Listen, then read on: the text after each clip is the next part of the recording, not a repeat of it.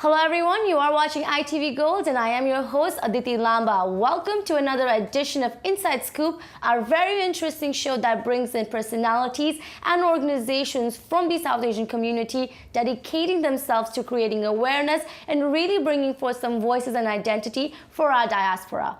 On the show today, we have a very prominent figure as well as a very prominent organization, a national advocacy group that has dedicated itself to racial justice, equality, so much reform, all for South Asian voices, identity, and a perspective which is very needed.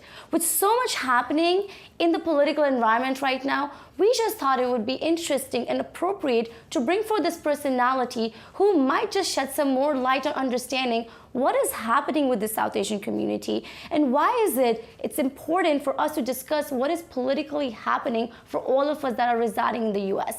It's an honor and privilege today to have on the show Ms. Suman Raghunathan. She is the Executive Director for SAALT, South Asian Americans Leading Together. Suman, thank you so much for being with us on Inside Scoop. Thank you so much for the opportunity to join you, Aditi.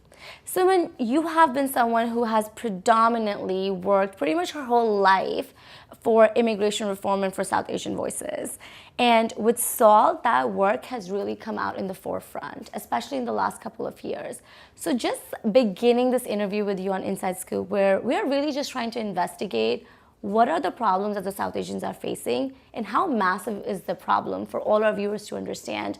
When you look at what's happening in the current political environment and when you look at what SAALT has been doing in the last 2 years, right? What is your feeling? And how has this whole atmosphere made you feel as the exec director for SAALT, as well as has made the entire community of SAALT in a way feel? Yeah. Well, I think that we're at a critical moment for the country, right? South Asian American immigrant communities, myself, all of our families, I think increasingly are feeling like our place in the nation, our identity as members of our country, as Americans, is increasingly under threat by virtue of who we are perceived as, by virtue of the color of our skin, by virtue of how we pray or we are perceived to pray, and also by virtue of a very sense of belonging in this country.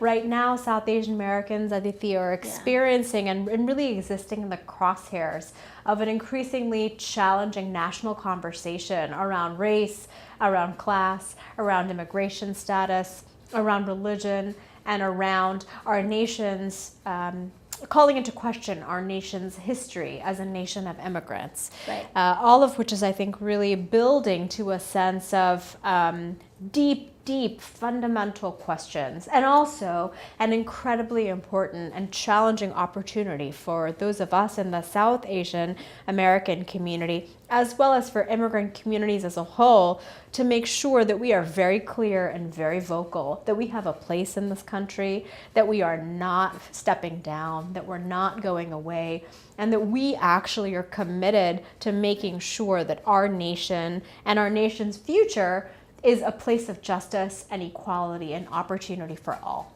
And just when you are talking about giving the nation that opportunity, that equality for all, definitely we've brought you on the show post what has happened with the Supreme Court upholding what we call the Muslim ban 2.0, 3.0, actually, yes. It's the third version of the Muslim ban.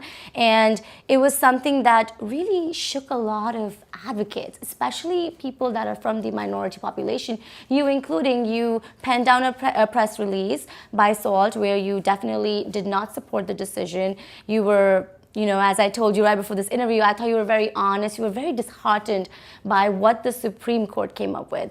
So just beginning on that, for our viewers to really understand what has happened, Suman, could you give us a brief insight into this whole situation about Supreme Court's ban, as well as its implications and what it means for the greater South Asian communities now? Yeah. Well, so myself and we at SAALT are fundamentally disappointed, deeply disagree with the Supreme Court's decision to uphold the Muslim ban. And finally, I think we remain just as determined as before to make it clear that the Muslim ban does not hold a place in this country, It is not in line with our values as a nation that believes in justice, dignity, and rights for all.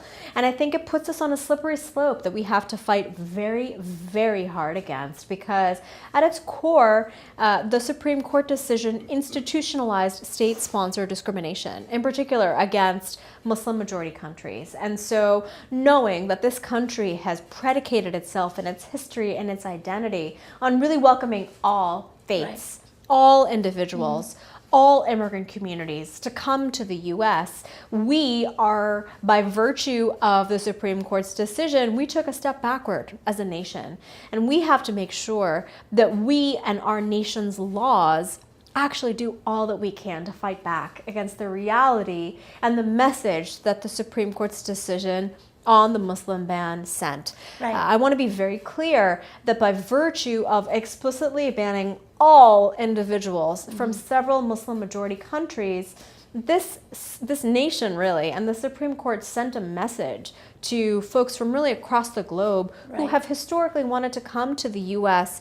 To seek refuge, to seek solace, to seek protection, that offer is no longer a viable one. And so we, I think, in the community must remain vigilant to make sure that we are not upholding, agreeing, or underlining that attitude and that message as we continue to move forward as a nation. Many of us, are continuing to move forward with lawsuits to actually push back against the Muslim ban. There's legislation that would essentially make sure that no federal money or funding could go toward implementing the ban. And I think we at the community level have to continue to make sure that we stand strong and united against the impact of the ban, because what I can tell you that will absolutely come next is other countries being added.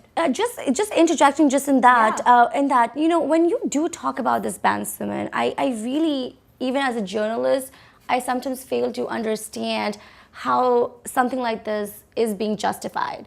When you are reading all of the documents that are being distributed, when you are, sitting in the Capitol and you're communicating with so many, leaders of this country and other worlds and other people that live here, when you discuss these things with them, how are they justifying a ban such as this? And how has the country come this far? We are in 2018. And right now we are talking about people being banned just because of their race. This is the United States of America. Yeah, well, we just went back a good 50 years, right? You think so? I do, because the 1965 Civil Rights Act was followed by the 1965 Immigration and Nationality Act that literally opened up the doors of this country to individuals from Asia, from Africa, from Latin America, who had previously been barred from coming into the U.S.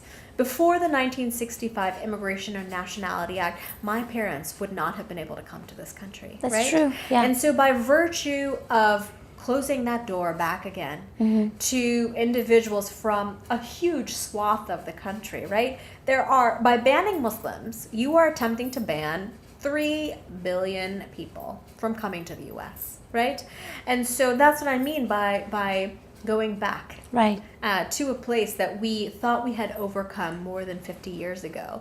And the message that it sends is incredibly troubling. And we also know, finally, that the justification that the president has provided for this ban, and it is absolutely an idea of the president and his administration. Of course, the idea is that in the name of national security, quote unquote, we need to ban these individuals.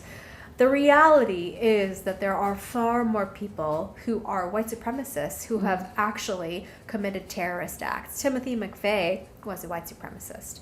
Dylan Roof was a white supremacist. And the number of individuals who have been killed on American soil by white supremacists far, far outpaces this misguided idea, which is nothing more than an idea, that Muslims, by virtue of their religion, are a threat to American national security. And so the message of division and of exclusion that the Muslim ban sends is not only troubling, it's incorrect. And it will only serve to further diminish this country's reputation Right. and take us further away from our core values. But why do you think it is the Muslim population being attacked right now? You know, I want to investigate in a way why globally, when you look at the greater Islamic population, they are going through a lot more racism, prejudice, and Islamophobia in that way on a way higher level as compared to perhaps other communities, even other South Asian communities. Sure. What do you think is the key reason, Suman? Well, you know, I can't comment on what's happening on a global level, right? But what I can certainly say is that what we are seeing in the US is seeing echoes that far presage this in Europe, in India, in Latin America, in various parts of the country, and really, of course, across the globe. So I think, you know, we don't have time really to get into all Right. the root causes, but I will say that there's a troubling echo chamber that is increasingly and unjustly targeting Muslim folks in particular, or those who are perceived as Muslim, right? Srinivas Kuchibutla, when Yes, he was killed exactly. in Kansas early last year, was seen by his attacker, by his murderer, as someone who was Middle Eastern and someone who was Muslim, neither of which were true, right? So I think it's important for the Indian American community in particular in this country to realize and to be reminded that really no one is safe from violence. Right. It is all a matter of perception. And in particular, I think part of the challenge to the administration and to those who are moving forward with the Muslim ban is the perception that we are all monolithic, right? That by virtue of our skin color, by Right. virtue of our perceived religion, that we are all the same. We know that's not the case. Right. But part of what's so damaging and demoralizing for so many in our community is the perception that we are all the same, right? And so out of that challenging perception, I think also comes a powerful moment for solidarity, right? That even if we are not Indian, even if we are not Muslim, even if we are not covered by the countries included in the travel ban, Right. we are all affected and all targeted, which means that this is a powerful moment for us to all stand together. Right. There have been individuals who have been the target of violence in this country long before Muslims came via the diaspora to the U.S., right? Black Muslims are one of the most rapidly growing demographic group in the U.S., Right. right? Slavery brought Black Muslims to this country. So unfortunately, the history of violence affecting Muslim communities has been a long, long one in the Right. country. And I think we made some progress to be able to push back against that. Right. And now is the moment for us to redouble our efforts. Yeah, and then right before I bring us into my topic of, you know, frustration versus anger, right? Because that's clearly, which is the underlying statement for a lot of South Asian advocacy groups, especially such as yours, where it is you're seeing the frustration, however there is action. But when we are going towards trying to figure out an action from that frustration, Suman, when you look at this Muslim ban, and when advocates are discussing it, is there a fear that this would extend to other countries? Does this really provide this platform of fear in which you think that this presidency will have so much power that anyone or anything could be banned? Because when we look from a media perspective, to see so many executive orders and to see so much of power just come straight from the White House, straight from one person, it often makes you question. Yeah, well, so I want to reframe a couple things too, right? I don't think that we're frustrated. I think that we're disappointed, but we are far more determined. Okay. Right? We've been doing this work for a long time.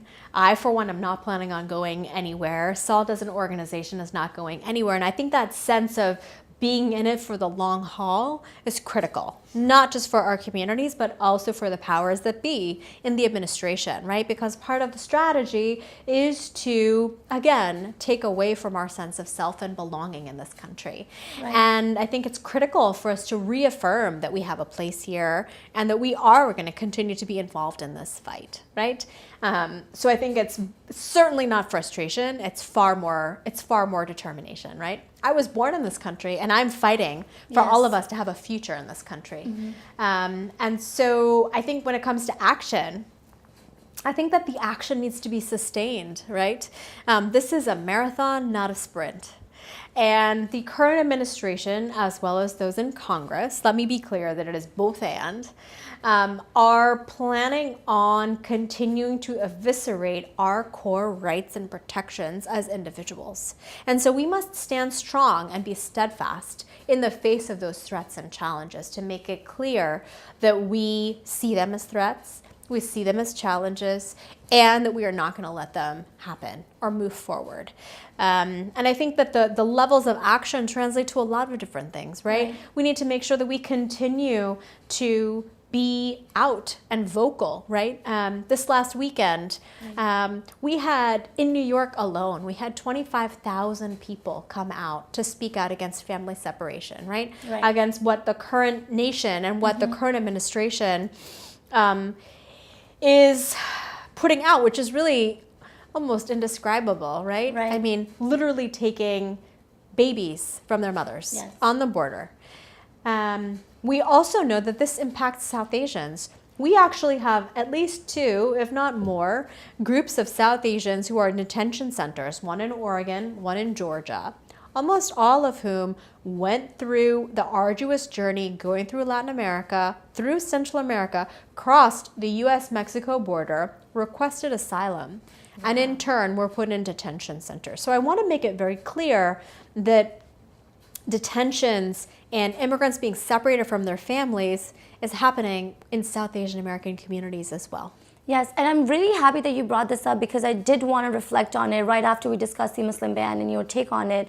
The separation of children is huge. And we were even told that by advocates that it affects the Punjabi community massively as well. Seeking asylum, people that did move from India or other regions to Latin America.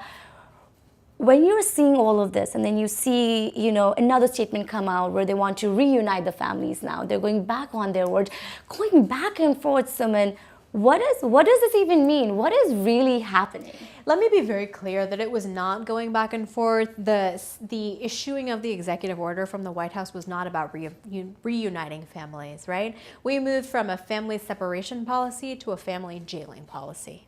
So it means little to, and is certainly not much of an improvement to make a commitment on the part of the administration, which is scrambling to implement that executive order, to simply commit to putting mothers and children together in jails. And that does nothing to address the actual broken nature of our immigration system.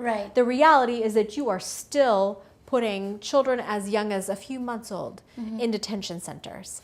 Often they lack medical care, their mothers are distraught, and by virtue of targeting children and families, this administration is sending a strong and very troubling message. And essentially, at its core, this effort is about dehumanizing those who are seeking solace and refuge and protection in this country. What kind of a message does that send? Both to those who are already in this country, as well as those who might be seeking protection in the nation of freedom, values, and equality. That promise no longer exists in this country. And my question to all of that is that when you do have an immigration system, which everyone has talked about over the years, that there are a lot of issues with it. When you've had an immigration which has somehow let illegal immigrants into this country, which have lived here for years, and it is happening, why are they not trying to somehow sustain that and really try to control immigration properly? Why is it so hard for them to fix it? Because I feel that instead of fixing the issue, and that's my personal opinion, I feel that instead of fixing the issue, they just want to just showcase that we're going to separate them, let some people out, so we're showing that, oh, we're having action. But is this really effective? Well, so let me push back on a few different things there. Number one, we only call them undocumented folks, right? And so because we believe really fundamentally that no human being is illegal. The second piece is that don't believe the fake news, right? The number of unauthorized individuals who are trying to come into the US are at historic lows. The number of people who are attempting to cross the southern border are at some of the lowest numbers we have ever seen. There is not an invasion. There is not an influx of outsiders. There is not an influx of lawbreakers attempting to come to this country. It is nothing but the rhetoric coming from this administration that is seeking to inspire individuals to action in this country by fear.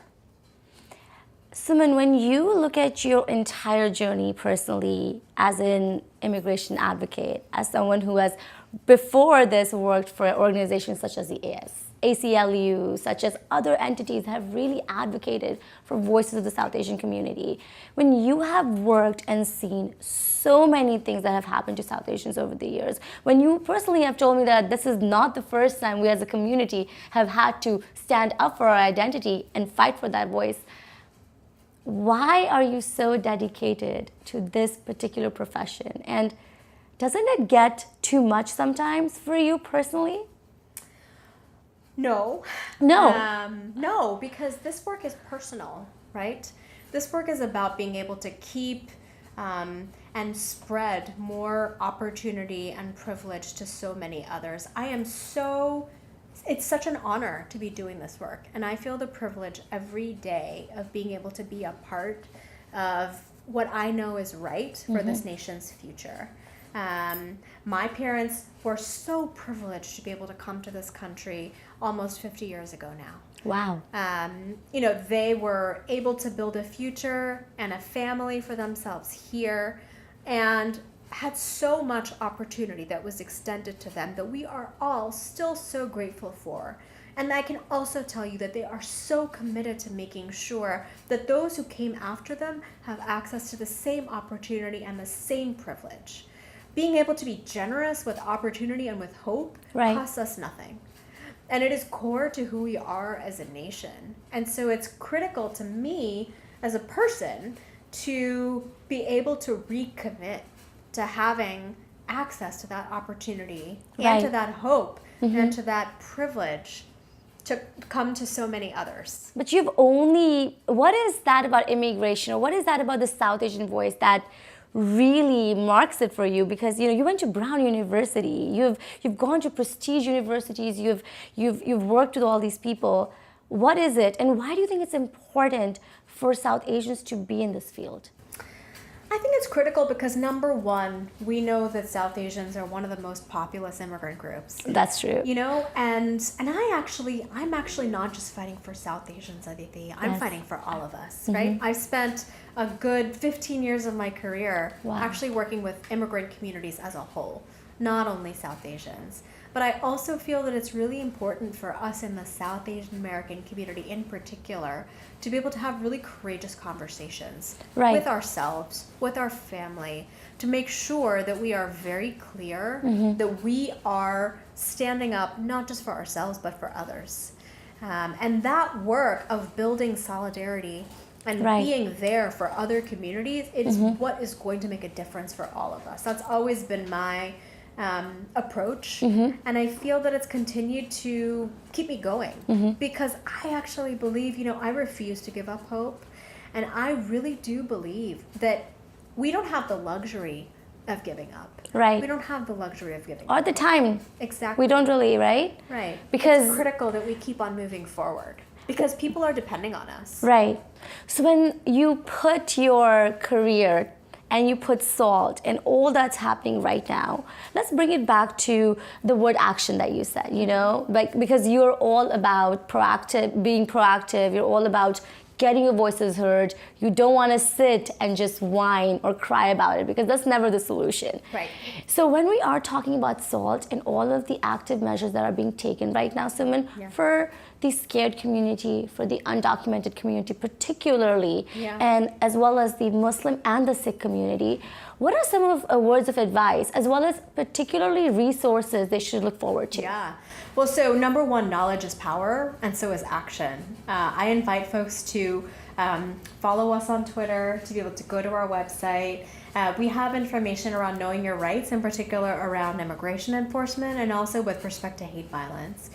We want to make sure that folks know certainly that you continue to have rights and you continue to have protections in this country, regardless of your immigration status, regardless of your religion, and regardless of how long you've been here. And I want folks to know that we are going to continue to fight to make sure that those rights are upheld. In the meantime, we're in a critical election year. Yes. We're a nonprofit organization. We don't endorse candidates at all. But what I can ask is that folks continue to stay in touch with us and check out our website and our social media, because we are going to be releasing a voter scorecard in anticipation of the midterm elections, where we are going to select, and in the process of selecting, a number of issues that we know are critical for the South Asian American community, because for those of us who can vote, now is the time to make your voice heard. I can tell you that folks in Washington are watching and waiting to see when and how often South Asian American communities come out to vote and how they're voting. Similarly, we also know that throughout the remainder of this year, we are going to need to continue to make sure that we literally come out in the streets, to make sure that we are standing up for our rights, and that we're also making clear that we are not afraid, and that for those of us who may feel afraid, to know that there are others standing by them. That could be SAALT, that could be a local community-based organization that you're connected with, that could be reaching out to your local elected official and telling them what you're experiencing and what you're worried about. It could be all of the above. I think it's critical in this moment for us to be very honest and upfront with how engaged we are as a community. And to, again, not believe the fake news coming out of this administration. There are a number of very reputable news outlets and newspapers, that serve our community, that do an excellent job of looking into the issues that our communities face. This is the time to be informed, to be engaged, and to also not give up. You continue to have a voice in this country, even if you are not a citizen, even if you are not someone who is able to vote, even if you are undocumented. And it's critical to continue using that voice and to making sure that it is loud and clear. And we at SALT are committed to amplifying that voice. Suman, I know particularly your interest and SALT's interest is a lot in motivating the South Asian youth population. You know, there's a number of young South Asians that want to come out in the forefront, that want to help. So when you are talking about so much happening in the country right now, and all of the things that SALT might even need help with, or you might even need help with, what's the advice you'll give to the South Asian millennial population, as well as if someone really wants to do work with SALT or with you, what would you tell them?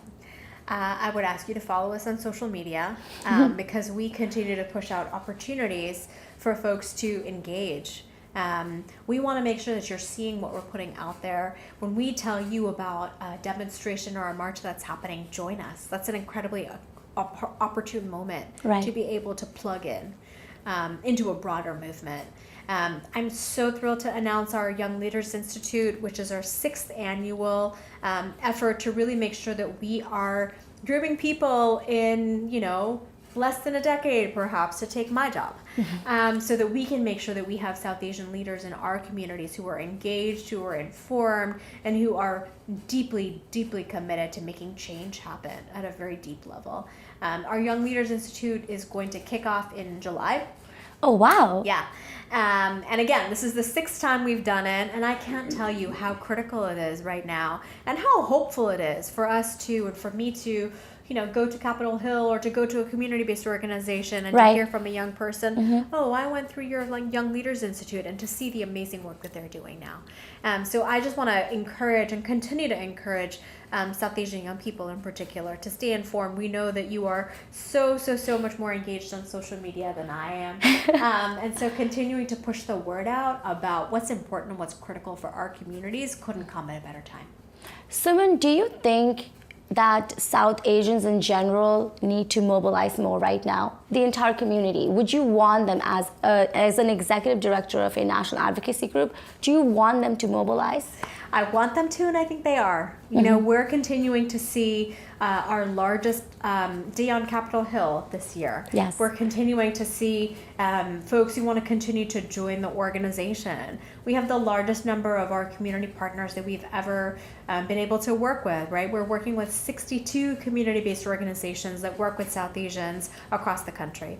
I think now is the time for us to continue to mobilize and to come out in huge, huge, huge numbers, because if we don't, individuals who are putting together policies like the Muslim ban and so many others are going to continue to take advantage of us not coming out. Now is the time to make our voices heard. Now is the time to be persistent, and now is the time to be even more dedicated. And we will be with you at SAALT every step of the way.